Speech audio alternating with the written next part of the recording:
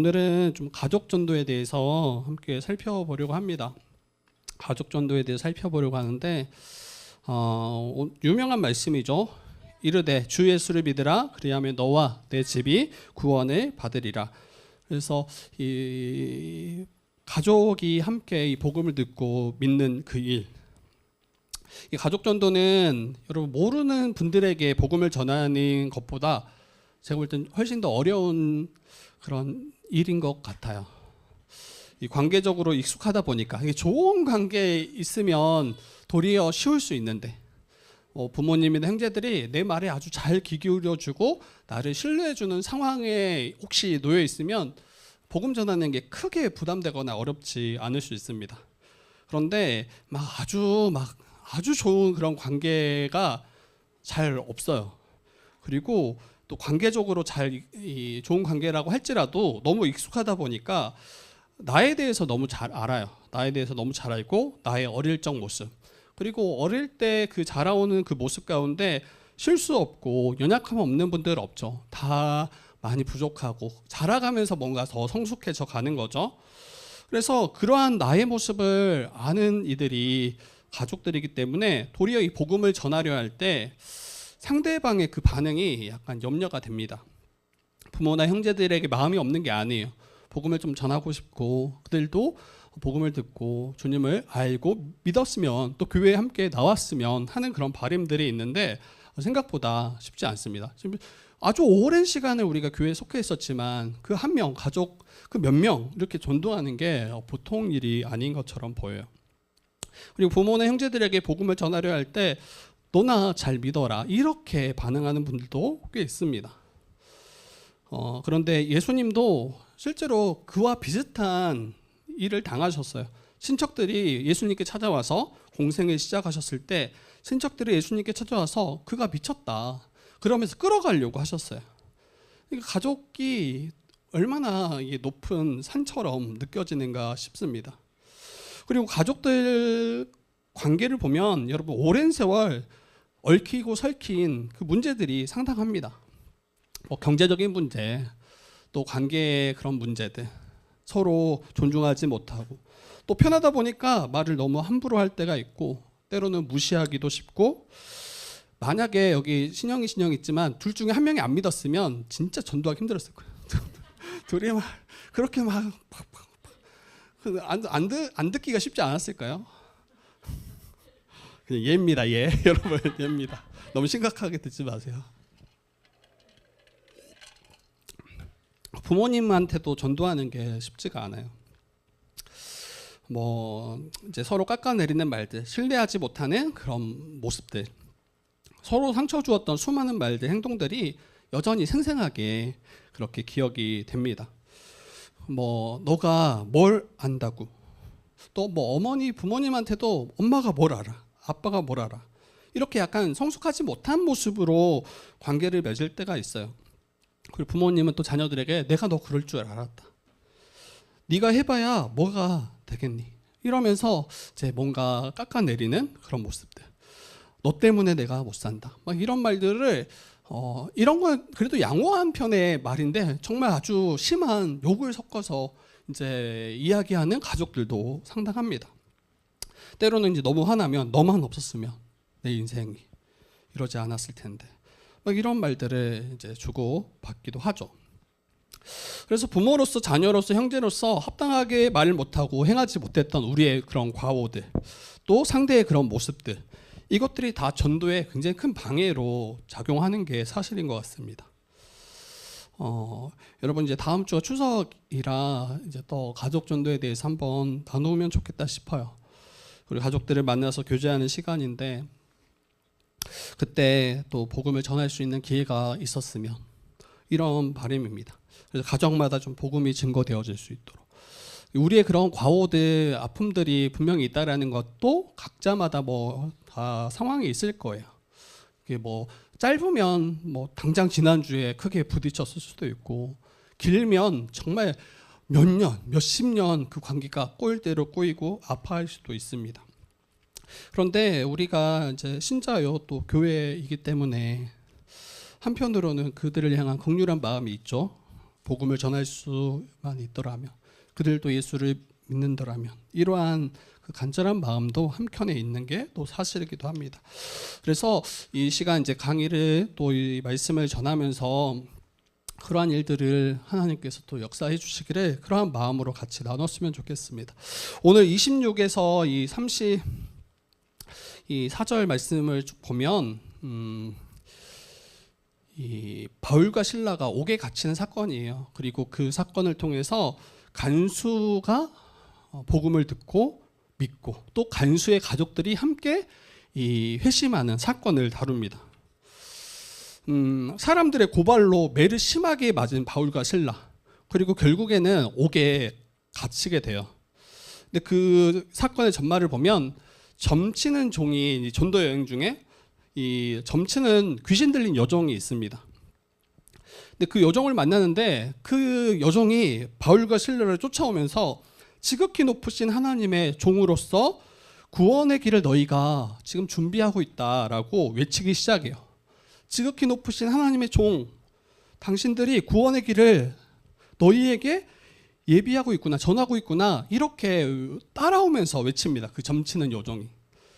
그런데 하루가 아니라 여러 날 동안 계속해서 따라오면서 반복해서 소리치기 시작합니다. 이제 바울이 그러한 상황들이 반복되다 보니까 심히 괴로워합니다. 이 괴로움이 어떠한 괴로움인지는 분명하게 말하진 않아요. 어떤 이들은 귀신을 통해서 그 복음 참된 것이, 이게 참된 말이잖아요. 거짓이 아니잖아요. 근데 귀신 들린 여종을 통해서 이 참된 말들이 전해졌을 때 여기에 대한 바울이 굉장히 심히 괴로워했다. 오해할 수 있으니까 사람들이. 도리어 이 복음에 대해서 오해하고 이거에 대해서 제대로 인식하지 못할 수 있으니까 이에 대해서 괴로워했을 것이다 말하는 분도 있고, 또 한편에서는 이 귀신 들리는 여종 그 자체에 대한 그 괴로움, 이 예수 그리스도를 전하고 선포하면 그에게서 악한 귀신이 쫓겨나갈 게 분명한데 이러한 이제 여러 가지 이해관계 때문에 섣불리 여기 나서지 못하는 그러한 어려움, 결국에는 여러 날 동안 쫓아와서 외치기 시작하자 이 바울이 그 예수님의 이름으로 명해서 귀신을 쫓아냅니다. 그리고 어떤 일이 일어나냐면 그 여종, 점치는 여종, 근데 점을 굉장히 잘 쳤나 봐요. 그래서 굉장한 수익을 벌어들이는 여종이었어요. 그리고 그 여종을 어찌 보면 소유한 주인들이 하나가 아니었고 여럿이었던 것 같아요. 주인들이라고 나와요. 얼마나 큰 수익을 발생했는지 알 수 있겠죠. 오늘날에도 마찬가지예요. 이 점이 정말 시장이 커요. 시장이 커. 그래서 얼마나 많은 사람들이 새해만 되면 또 뭐 큰 결혼을 앞두거나 큰 일을 앞두면 가서 묻습니까? 굉장히 많은 이윤들을 발생시키죠. 그런데 이 귀신을 쫓아내니까 이 여종이 점을 못 칩니다. 그리고 이 수익에 이윤의 소망이 다 끊겨버리자 이 주인들이 들고 일어난 거예요. 그리고 고발해서 심하게 매를 맞고 결국에는 이 옥에 갇혀진 상황이 된 겁니다. 깊은 옥 속에 갇혀졌고 그 발에 착고를 채웠더라. 쇠고랑을 채운 거죠. 결코 도망갈 수 없도록. 여러분이 이제 바울과 실라라면 그 복음을 전하다가 굉장히 큰 어려움을 당하지 않아도 될 그 어려움을 당하고 있는 거잖아요. 이때 여러분들이 하나님께 어떻게 반응하겠습니까? 우리 주님께 복음을 위해서 또 악한 영을 몸을 통해서 악한 영을 쫓아냄을 통해서 지금 본인들이 고난을 당하는 거잖아요. 그러면 쉽게 일반적으로는 내가 주를 위해서 이렇게까지 헌신하고 수고했는데 어떻게 이 일로 인해서 내게 해가 되는지 원망하고 불평하기가 쉽습니다. 도리어 주님이 나를 높여주는 게 합당하다고 생각할 것 같은데 그렇지 않고 깊은 옥에 그 눅눅하고 축축하고 결코 빛도 없는 그 옥에 가두어졌고 착고가 단단히 채워진 상황이에요. 통곡하고 원망할 법한데 그런데 한밤중에 그 옥 깊은 그 옥 가운데서 이 기도 소리가 들려오기 시작합니다. 그리고 찬양 소리가 들려오기 시작합니다. 그리고 그 찬양이 다른 옥에 갇혀졌던 수많은 죄수들도 그 소리를 듣게 되는 거죠. 이게 도무지 이해하기 힘든 그런 모습인 것 같아요. 자신이 놓인 그 옥이라는 상황, 갇힌 상황, 아무런 자유가 없고 도리어 매질당하고 또 한 치 앞도 어떻게 자기 인생이 어떻게 될지 알 수 없는 그 상황 가운데 어떻게 찬양하냐는 거예요. 어떻게 기도하냐는 거예요. 그런데 그 찬양과 기도 소리가 울려 퍼지자 한밤중에 큰 지진이 일어나요. 큰 지진. 여러분, 큰 지진이 일어나면 보통 어떠합니까? 다 죽는 게 이렇게 맞아요. 뭐 강도 7.0 이러면, 특히 깊숙한 옥 속에 있으면 여러분 다 무너져 가지고 다 깔려 죽는 게 일반적이에요. 근데 놀랍게 딱 옥문이 흔들리고 옥문 열리고, 그리고 창고에 그 메었던 발에 그 쇠고랑이 다 풀어지는 거예요. 그 바울과 실라뿐만 아니라 그 옥에 갇힌 모든 이들에게 이런 일이 일어납니다. 도무지 이해하지 못할 그 상황. 그리고 여러분들이 만약에 바울과 실라라면, 찬양과 그 기도 가운데 옥문이 열리고 그 창고가 풀렸더라면 여러분 어떻게 반응하겠습니까? 할렐루야죠, 할렐루야. 그리고 얼른 빨리 짐 싸서 빨리 벗어나야죠, 그 옥을, 창고를. 하나님이 우리의 찬양과 기도에 응답하셨다. 그리고 얼른 도망가는 게 일반적인 일처럼 보입니다. 그런데 이 열려진 옥에도 꼼짝하지 않습니다, 두 사람이. 그리고 다른 죄수들도. 그들의 기도와 찬송의 이유가 옥문이 열리도록 기도하고 찬송했던 게 아니에요. 자기가 놓인 상황에 벗어나도록 기도하게 했던 게 아니에요. 만약에 그렇게 기도했더라면 옥문이 딱 열렸을 때 할렐루야 하고 빨리 벗어나는 게 이게 맞죠. 그런데 옥문이 열렸음에도 불구하고 꼼짝하지 않아요. 무슨 기도와 무슨 찬양을 고백하고 또 주님께 그 영광을 돌렸는가. 뒤에 이어서 제가 이야기를 할게요. 여러분, 바울과 실라가 이 창고가 풀렸음에도 불구하고 가만히 그 자리에 머뭅니다. 그런데 잠을 자고 있던 간수, 그들을 옥에 가두었던 그 간수도 큰 지진으로 인해서 깜짝 놀라며 일어났어요. 자신이 관리하는 그 죄수들이 어떠한지 급히 달려갔는데 이미 다 온 그 죄수들이 갇힌 옥이 다 문이 열려 있는 거예요. 그리고 이 간수는 다 도망쳤구나, 다 달아났구나, 이걸 직감했고 칼을 빼들어서 그 자리에서 자결하라고 해요. 간수는 그 옥을 지키는, 책임지는 사람이잖아요. 만약에 이 죄수들이 다 도망쳤더라면 그 모든 책임을 자기가 져야 했고, 그거는 죽음밖에 없다라는 거를 직감했을 거예요. 그리고 자기로 인해서 가족들 또한 다 해를 당할 게 분명했던 것 같아요. 그래서 이런 것들을 도리어 피하고자 그 길이 자결이었던 것 같아요. 근데 그때 어둠 가운데 그 목소리가 들려옵니다. 큰 목소리로 내 몸을 상하지 말라, 내 몸을 상하게 하지 말라, 다 여기 있노라, 다 여기 있노라. 그리고 간수는 등불을 받아서 그 안에 뛰어 들어갔는데 몸을 부르르 떨며 무서운 가운데 그 바울과 실라 앞에서 엎드려서 이제 엎드리게 됩니다. 얼마나 무서웠을지, 죽음 앞에서 모든 걸 다 지금까지 갖추었던 것들, 지금까지 쌓았던 모든 걸 다 포기하고 가족들까지도 뒤로 한 채 자결하려고 했던 거잖아요. 그래서 얼마나 무서웠을지 모르겠어요. 근데 가보니까 바울과 실라 그리고 다른 죄수들이 머물러 있습니다. 한 명도 달아나지 않았어요. 그리고 아마 굉장히 감사했을 것 같아요. 너무 감사했을 것 같아요. 그러면서 이 간수가 이 바울과 실라에게 묻습니다. 여러분 한번 같이 말씀 볼까요? 우리 30절입니다. 30절. 네, 같이 한번 읽어보도록 하겠습니다. 30절입니다. 시작. 그들을 데리고 나가 이르되 선생들이여 내가 어떻게 하여야 구원을 받으리까 하거늘. 네, 여기 이제 굉장히 감사한 거는 맞아요. 그로 인해서 자기가 자결하지 않아도 되잖아요. 그런데 그때에 감사하다, 당신 때문에 내가 살았다. 이렇게 답하고 묻는 게 아니라 그 간수가 바울과 실라에게 엎드려서 하는 이야기가 선생들이여 내가 어떻게 하여야 구원을 받으리이까 이렇게 묻습니다. 약간 뜬금없는 그런 질문처럼 보여요. 분명히 도움받는 게 맞고 그로 인해서 자기가 이 큰 공경에 벗어난 것이 맞지만 뭔가 부자연스러운 질문처럼 보입니다. 근데 여러분 이 성경을 보실 때 모든 그 상황들을 다 세세하게 기록하지 않습니다. 이게 이런 인식을 가지고 있어야 돼요. 만약 이 일에 대해서 훨씬 더 자세하게 풀어서 썼을 수도 있어요. 그런데 만약에 그런 식으로 사건마다 그 이야기마다 기록하게 되었더라면 지금 저희가 가진 그 신구약 성경은 한 몇 배 두껍게 아마 우리 손에 주어졌을 거예요. 그리고 그 당시는 굉장히 이 종이가 굉장히 귀할 때잖아요. 그래서 이것을 기록하는데도 어려움이 있었을 것입니다.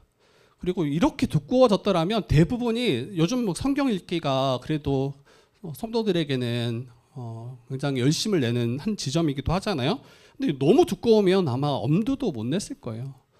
근데 감사하게 66권이지만 1년에 1도 가는 것도 쉽지 않지만 그럼에도 불구하고 충분히 도전할 만한 그렇게 우리에게 주어졌다라는 게 하나의 감사의 모습인 것 같아요.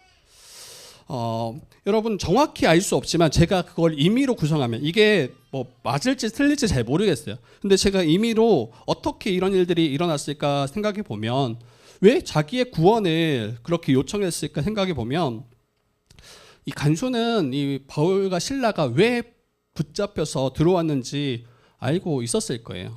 이 일을 직접 관리하는 또 그 간수들이 이제 이 바울과 실라를 관리해야 되잖아요. 들어왔을 때 그들의 죄목이 무엇인지 어느 정도 들었을 겁니다. 그리고 그 사람들이 어떤 사람인지에 대한 어떤 정보들이 좀 있었을 것 같아요. 근데 그들이 잡혀 들어온 이유가 뭡니까? 예수 그리스도를 그 십자가의 도를 전하는 자들이고 그로 인해서 도리어 이제 경제적인 피해를 입혀서 고발당하고 매맞고 들어왔음을 알았을 거예요. 충분히 도망할 수 있었던 상황인데 근데 그들이 도망하지 않고 도리어 자신을 큰 공경에서 건져준 그 사람, 그들이 전하는 그 도가 무엇인지 궁금했을 것 같고 그리고 자신 또한 구원을 간구했을 것 같아요. 이것이 제가 그냥 아주 간단하게 임의대로 그냥 제가 재구성한 거예요. 이게 아닐 수도 있고 길 수도 있어요. 그렇지만 분명한 건 뭡니까? 그 간수가 자기의 구원에 대해서 물었다는 거예요. 그리고 바울과 실라는 자기의 주 되시는 그 예수 그리스도를 소개합니다. 31절인데 우리 같이 한번 읽어봅시다. 31절 같이 읽어보겠습니다. 시작. 이르되 주 예수를 믿으라. 그리하면 너와 내 집이 구원을 받으리라. 네, 이거 너무 유명한 말씀이죠. 주 예수를 믿으라. 그리하면 너와 내 집이 구원을 받으리라. 우리 주 되시는 예수를 소개합니다. 그러면 그를 믿으면 당신과 당신의 집이 구원을 받을 것이다라고 그렇게 전해요. 그리고 주의 말씀을 그 사람과 그 간수와 그 집에 있는 모든 사람에게 전하고 가르치게 됩니다.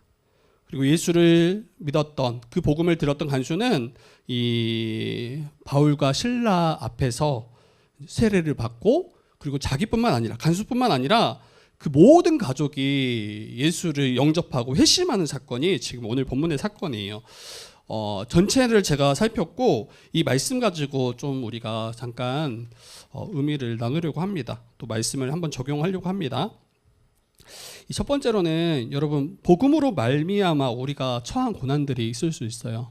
바울과 실라처럼 복음 전하지 않으면 악한 영에서 그 여종을 자유케 하지 않으면 굳이 당하지 않아도 될 그 고난들. 근데 그때 그 고난을 마주할 때 복음 때문에 주와 그리스도 때문에 고난을 당할 때 여러분 우리가 어떻게 반응해야 되는가가 잘 나온 것 같아요. 찬양과 기도가 우리 삶 가운데 그 고난 가운데 끊이지 않았으면 좋겠어요. 그 찬양과 기도가 그 모든 앞뒤가 막힌 그 옷 가운데 울려 퍼졌던 것처럼 우리의 삶 가운데도 그러한 찬양, 기도가 흘러나오기를 축복합니다. 바울과 실라는 점치는 여종으로부터 그를 자유케 하기 위해서 예수 그리스도를 의지해서 악한 귀신을 쫓아냈어요. 그 일로 매맞았고 옥에 갇혔고 착고에 메었습니다. 여러분, 그때 바울과 실라가 왜 어떻게 그 상황 가운데 찬양할 수 있었을까? 기도할 수 있었을까? 단순히 믿음이 좋아서, 단순히 긍정적이어서 저는 그렇게 생각하지 않아요. 이 모든 상황 가운데, 특별히 자기가 고난당한 그 상황 가운데 이게 비록 억울한 일이다 할지라도 이 모든 것이 하나님의 그 계획 가운데 있음을 이 두 사람은 분명히 믿었을 것입니다. 감옥에 갇힌 것도 복음을 위한 일이었기 때문에 도리어 감사했을 것 같아요. 불평과 원망이 분명히 나올 법한데 그때 그들이 선택했던 것은 기도하는 일이고 찬송하는 일이었습니다. 이 모든 기도와 이 찬송이 온전히 퍼졌던 것은 그 신실하신 주님, 모든 것을 이끄시는 그 하나님을, 그 주권을 신뢰하고 그분을 의지했기 때문이에요. 그래서 여러분, 우리 고난이 딱 닥쳐왔을 때 그 주님의 신실하심을 그때 나는 붙잡는가? 주님의 주권을 인정하는가? 아니면 왜 내가 복음을 위해서, 주를 위해서 이렇게 수고했는데 이러한 고난을 내가 당해야 됩니까? 불평과 원망 가운데 그렇게 신음하고 있지는 않는지 돌아봤으면 좋겠어요. 가족에게 복음을 전하는 일 똑같아요, 여러분. 분명히 여러분들이 복음을 전하면 어떤 반응들이 돌아올 거예요. 그때 가족들이 혹 이것을 긍정적으로 받지 않을 수 있고 때로는 굉장히 어렵게 반응할 수도 있죠. 근데 그때 나는 어떻게 반응할 수 있을지. 여러분, 또한 자신들이 갇힌 것을 이 주와 복음을 위한 일이라는 것을 확신했죠. 그리고 주님을 전파하는 그 일이 환대나 기쁨만 있다라는 것을 그들은 아는 게 아니었어요. 그것을 추구해서 따랐던 길이 아니에요. 환대와 꽃길만을 기대하고 따랐던 길이 아니에요. 그러니까 우리가 너무 잘 알잖아요. 복음을 전할 때, 또 주와 복음을 위해서 살아갈 때 항상 긍정적이고 좋은 일이 있을 거라고 기대하는 게 이게 너무 순진하고 어리석은 생각이 아닐 수 없습니다. 여러분, 복음을 위해 살면 어려움 당하는 게, 때로는 고난 당하는 게 이게 정상적이고 자연스러운 일입니다. 그러한 상황이 그들을 낙심하지 못하게 했던 것은 이 복음 전하는 일이 정말로 복된 일임을 그들은 알고 믿었기 때문이죠. 그리고 나를 사용해 주신 그 주님의 은혜에 도리어 감사했을 게 분명합니다. 바울과 실라는 분명히 옥중에서 자신이 갇혀있는 그 옥의 문이 열리기를 기도하지 않았을 거예요. 단순히 그 위험을 벗어나도록 기도하지 않았을 거예요. 여러분, 우리가 고난 앞에 있을 때 어떻게 우리가 기도하는지 한번 다시 돌아봤으면 좋겠어요. 그리고 기도와 찬송함은 여러분 절망의 자리에서 하나님을 의지하는 그러한 신앙의 모습이에요. 정말 주님만이 우리의 삶을 이끄시고 또 이 일을 통해서 주님이 일하실 것을 신뢰하고 그 주님을 의지하는 그 일이 기도와 찬송함입니다. 그래서 자신들과 이를 지켜본 동역자들이 도리어 믿음을 잃지 않도록, 바울은 그런 기도를 굉장히 많이 하거든요. 도리어 자기가 옥에 갇힘을 통해서, 빌립보서인가요? 자기가 옥에 갇혔는데 자기를 위해서 기도해달라 부탁하는 게 아니라 자기가 옥에 갇힘으로 인해서 실족할 다른 동역자들을 위해서 기도했던 그 바울의 기도의 내용들을 보게 됩니다. 이처럼 도리어 함께하는 이들을 위해서 그 옥의 자리가 기도하는 자리가 되었습니다. 다시 여러분 권면하고 또 여러분들에게 말씀드리고 싶은 것은 주와 복음을 위해 살아가는 삶이 때로는 고난과 또 어렵고 버거운 일들이 있습니다. 충분히 있고 꼭 있을 거예요. 그때 옥에 갇힌 것처럼 착고에 매인 것처럼 암울하고 낙담되고 좌절하고 이럴 만한 그런 상황들이 펼쳐질 수 있어요. 근데 그때 기도하는가? 그때 찬양하는가? 이게 너무 중요한 것 같아요. 하나님의 모든 구원의 그 계획 가운데 우리 또한 있음을 나는 인정하는가? 이것을 우리가 한번 살펴봤으면 좋겠습니다. 그리고 두 번째로는 이 그리스도인들은 자기의 안위보다 한 영혼을 더 귀하게 여길 수 있어야 된다라고 좀 나누고 싶어요. 그리스도인들은 자기의 안위를 먼저 구하지 않고 도리어 예수를 알지 못한 그 한 영혼을 건져내는 것, 그 한 영혼을 더 귀하게 여기는 자들이 그리스도인들이다라고 이야기할 수 있습니다. 앞에서도 잠깐 이야기했지만 옥고가 열렸을 때 자기의 안위를 위했더라면 도망치는 게 맞아요. 착고가 풀렸을 때 빨리 뛰쳐나가는 게 맞아요. 그런데 움직이지 않잖아요. 요동하지 않잖아요. 그리고 도리어 그 일로 자결하려고 했던 그 간수에게 그의 자결을 멈추도록 그렇게 했던 것을 보게 됩니다.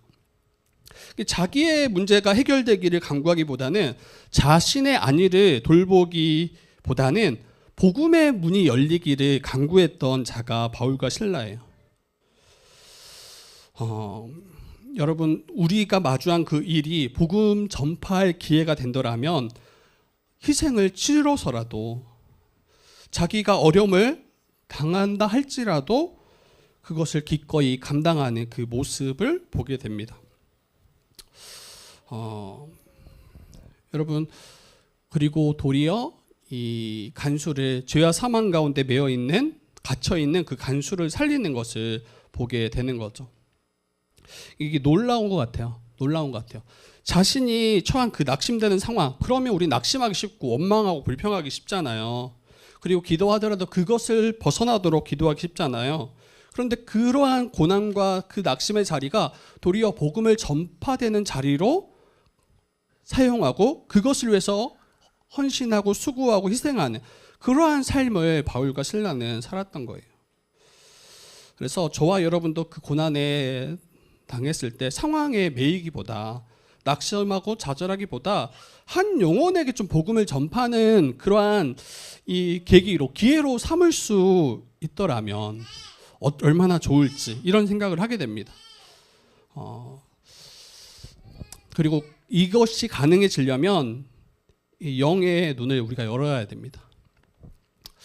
잃어버린 한 영혼이 복음을 듣는 통로가 나의 고난이 되어도 도리어 이것을 감사할 수 있는, 그리고 만약에 자신의 안위를 가장 우선에 두었더라면 여러분 우리도 마찬가지로 그 한 영혼을 살리지 못했을 거예요. 바울과 실라가 그 한 영혼을 또 그 한 영혼에 붙어있는 그 가족들을 건져내지 못했을 거예요. 우리는 복음을 위해서 이 일을 감당할 만한 그러한 마음과 또 한 영혼을 향한 그 마음들을 가지고 있는지 돌아봤으면 좋겠어요. 그리고 마지막으로 여러분, 구원받는 자는 그 은혜를 가족에게도 전합니다. 가족에게도. 어떻게 해야 구원을 받으리까 묻는 간수에게 바울과 주 예수를 믿으라 그리하면 너와 내 집이 구원을 받으리라. 그리고 그 복음 듣는 자리에 가족들을 다 불러요. 여러분, 사람들은 살아가다 보면 모든 것이 다 무너져 내릴 것 같은 그 큰 문제를 마주하기도 합니다. 그리고 최소 몇 번은 그러한 과정들이 지나갈 거예요. 그 강약은 분명히 다를 거예요. 그 일의 강약은 분명히 다를 테지만 각자의 삶에서 정말 너무 버겁고 힘든 그 상황들을 우리가 마주하게 될 거예요. 나이에 상관없이, 학벌과 상관없이, 부함과 가난과 상관없이 모든 자들이 다 만나는 자리예요. 완전히 무너져 내릴 것처럼, 마치 간수가 자결하려 했던 것처럼. 건강에 심각한 문제가 일어나기도 하고, 경제에 심각한 문제가 일어나기도 하고, 관계에 심각한 문제가 일어나기도 합니다. 근데 그때 여러분, 그 아주 극심한 그 고난이 눈앞에 있을 때, 그때가 여러분 누군가에게 그러한 극심한 고난 가운데 낙심할 법한 그러한 자들에게 이 복음이 들려지기에 가장 최적의 때일 수 있다라는 것을 우리가 기억했으면 좋겠어요. 이거 아이러니하죠. 가장 아픈 그 자리가 도리어 가장 복음을 잘 들을 수 있는 자리이기도 합니다. 그들이 아파하는 것을, 큰 어려움 가운데 신음하는 것을 기뻐하라, 뭐 이런 이야기가 결코 아니죠. 누구나 다 만날 수밖에 없는 그 큰 공경의 때, 시련의 때가 누군가에게 찾아왔더라면 여러분 그 사람을 위해서 기도하시고 그 사람에게 이 복음이 들어갈 수 있는 가장 최적의 때임을 우리가 알았으면 좋겠어요. 여러분 그 큰 지진이 일어나서 옥문이 다 열렸을 때 이 간수에게 이 복음이 들어갈 그 길이 열린 거예요. 옥문이 열렸던 것처럼 완전히 완악했던 그 간수의 마음의 문이 열리고 예수님을 영접할 그러한 기회가 찾아온 겁니다. 우리가 앞에서도 이야기했지만 평탄하게 아무 문제 없이 사는 것, 이게 마치 복된 삶인 것처럼 우리가 생각하기 쉽잖아요. 근데 복음의 관점에서 또 이 생명의 관점에서 만약에 예수를 믿지 않는다면 아무 어려움 없이 평탄하고 그렇게 마지막 삶을 마치는 게 여러분 그게 저주일 수 있는 거죠. 여전히 자기가 의지할 만한 돈이 있고 또 가족들이 있고 큰 문제 없이 자기의 삶이 흘러갔을 때 여러분 그분은 예수님을 찾지 않을 수 있는 거죠. 그래서 자신의 삶이 뒤흔들릴 만한 심각한 어려움에 당면했던 누군가를 본다라면 여러분 그때 그를 위해서 복음을 전하셨으면 좋겠어요.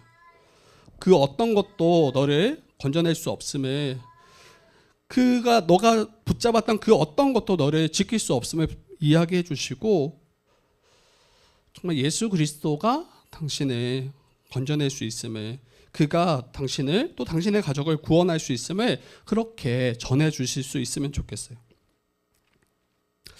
저희 아버님 이야기를 뭐 가끔 하지만 저희 아버님이 진짜 복음을 안 들으시고 또 굉장히 강하게 거부하시고 그랬어요.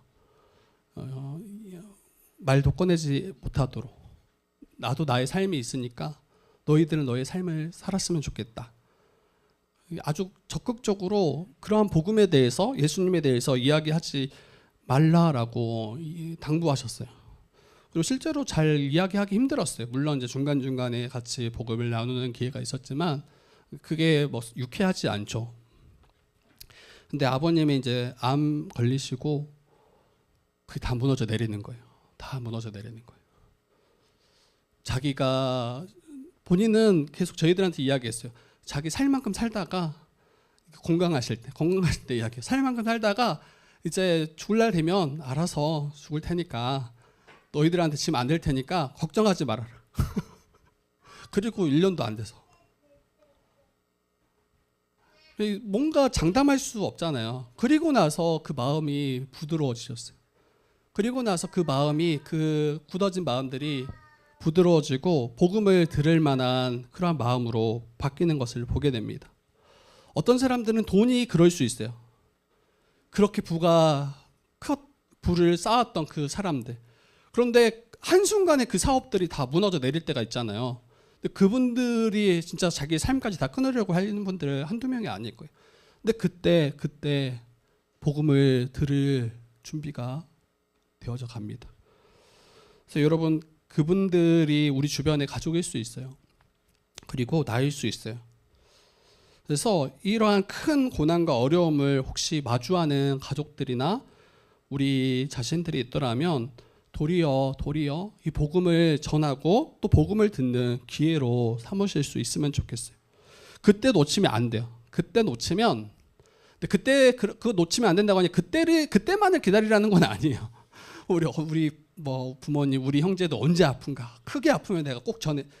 여러분 늦어요. 그러면 늦어요. 계속해서 그 복음을 전할 그러한 준비들을 하셔야죠. 그리고 32절을 보니까 주의 말씀을 그 사람과 그 집에 있는 모든 사람에게 전하더라. 그리고 그 복음을 자신이 그 복음으로 말미암아 구원을 받았기 때문에 그 회심한 영혼은 분명하게 또 반드시 자기가 사랑하는 가족들에게 그 복음을 전하지 않을 수 없는 거죠. 왜? 자기가 살았기 때문에, 자기가 구원받았기 때문에.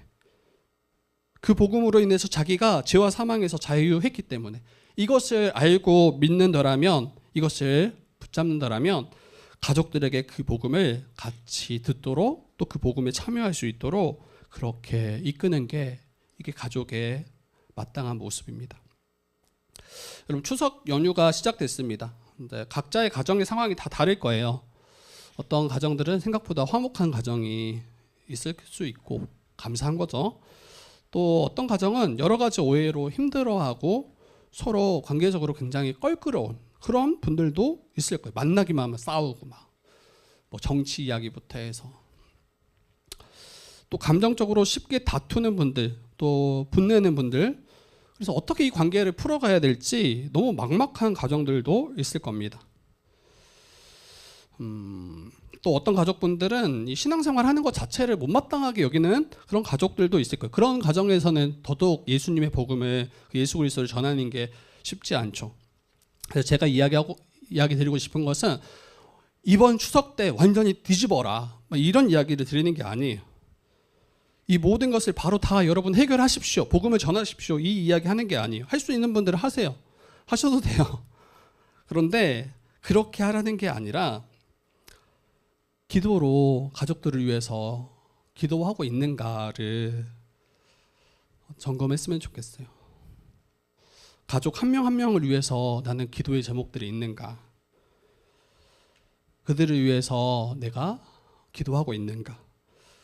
나의 논리로 그분들을 바꿀 수 없어요. 나의 어떠한 감정적으로 그들을 대할 때 때로는 분내고 답답해하고 이런 것으로 그 구원들을 바꿀 수도 구원해낼 수 없습니다. 가족들을 구원할 이는 여러분 성령님 뿐이에요. 성령께서 그들의 마음을 만져주시고 죄를 깨닫게 하시고 또 예수 그리스도를 찾게 하실 그때가 그들이 회심할 때예요. 근데 그 일을 우리를 통해서 일하시니까, 우리를 가운데 또 일하시니까 여러분 우리가 할 수 있는 것은, 기도하는 것은 여러분 분명히 또 반드시 기도로 준비를 해야 됩니다. 또 가족에 대해서 좀 감사하는 마음을 가졌으면 좋겠어요. 감사하는 마음. 가정의 상황과 상관없이, 여러분의 그 가정의 형편과 상관없이 내게 가족이 있다는 그 사실만으로도 큰 감사의 제목입니다. 어떤 분들은 가족이 내게 가장 큰 짐이다, 뭐 이렇게 말씀하시는 분도 있을 수 있어요. 근데 우리 홀로 살아가는 존재가 없잖아요. 가족 구성원들의 그 수고들이 분명히 있습니다. 그러한 감사의 마음들을 다시 좀 떠올렸으면 좋겠어요. 가족이 너무 편하기 때문에 쉽게 불평과 원망을 쏟아냈던 그런 것이 아니라 이번 추석에는 좀 나의 가족들이, 나의 부모님이, 나의 형제들이 내게 감사할 수밖에 없는 그 제목들이 무엇인지 좀 가졌으면 좋겠어요. 그래야 복음도 전할 거 아니에요. 감사해. 그래도 우리 부모님이, 그래도 내 형이, 동생이, 내 자녀들이 나를 위해서 이렇게 수고했지. 그러면 마음이 부드러워져요. 마음이 부드러워져요.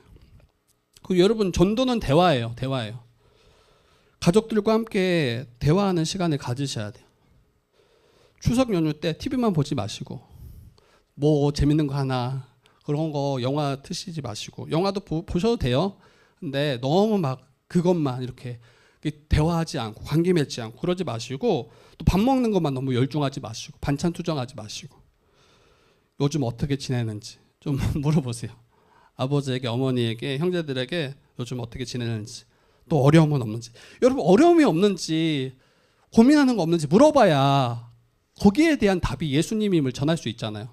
그런데 잘 사는지 못 사는지 뭘 고민하는지 아파하는지 하나도 모르고 나중에 갑자기 기도로 준비했다고 해서 가서 예수 믿으라고, 예수님이 우리 구원이다, 여러분 그러지 마시고 그분이 아파하는 게 뭔지, 힘들어하는 게 뭔지, 기도 제목이 뭔지 그거를 일상에서 전화로도 물을 수 있고 또 만났을 때 여러분 그렇게 나눌 수 있잖아요. 내가 전도해야겠다 이렇게 해서 막 그 엄청 무거운 짐을 들고 다니지 마시고 조금 편하게 그들의 삶을 나누고, 그리고 그 삶의 문제를 가지고 예수님께 좀 나아갈 수 있도록 도울 수 있었으면 좋겠어요. 그리고 전도는 관계예요. 관계. 여러분, 가족에게 복음을 전하는 과정은 마음에서부터 시작해요. 아까 제가 이야기했죠. 내가 너무 믿고 너무 꼴보기 싫고 답답하고 이러면 복음을 어떻게 전하겠어요? 가족에게 복음을 전하기 위해서는 깨어진 관계를 회복하기를 힘써야 돼요. 심하게 다퉈서 어떤 분들은 서로 대화도 않고 서로 왕래도 없는 그런 가족들도 꽤 있다고 해요. 그리고 여러 가지 실망스러운 부분들로 인해서 이미 관계가 너무 심각하게 깨어진 분들도 있을 수 있어요. 이번 추석에 다 이걸 회복하라 이런 이야기가 아니라 무너졌던 그 가족의 관계들이 있더라면 조금씩 또 때로는 용서를 구해야 될 일들이 있고 때로는 내가 용서를 해야 된다는 일들이 있어요. 그때 그 일들을 만들어 가셨으면 좋겠어요.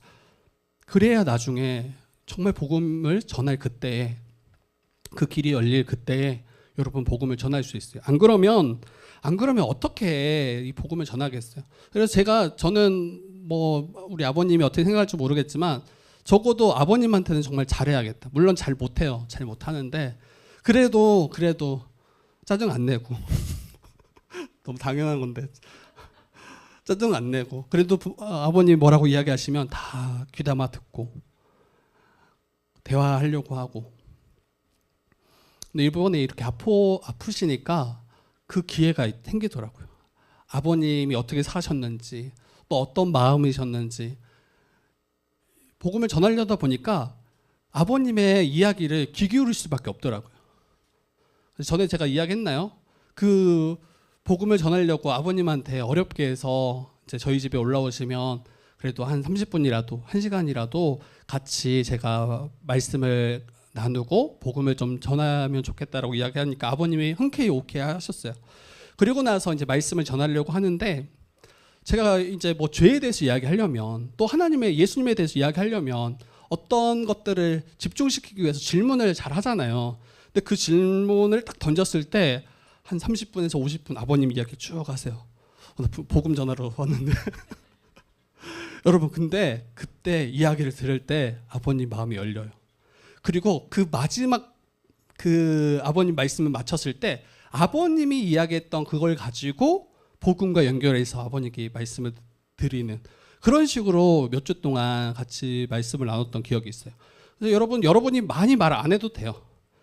아버님이 어떻게 사셨는지 또 우리 아버지가 우리 가족들이 어떤 어려운 가운데 있는지 이런 관계를 회복할 수 있는 시간들이었으면 좋겠어요. 그래서 추석 때 여러분 인상 쓰지 마시고 좀 더 사랑하고 더 섬기는 그리고 굉장히 어떤 분들은 굉장히 어려운 일이라는 걸 제가 알아요. 진짜 그런데도 불구하고 추석이 매주 추석이 아니잖아요. 1년에 한 번 추석이니까 그때 좀 해보세요. 그때는 해보세요. 평상시 때 잘 못하잖아요. 우리가 더 섬기시고 더 같이 관계를 맺으시고 서로 용서하고 또 품어가는 그래서 복음이 가족마다 전해지는 그러한 추석 되기를 주님의 이름으로 축복합니다.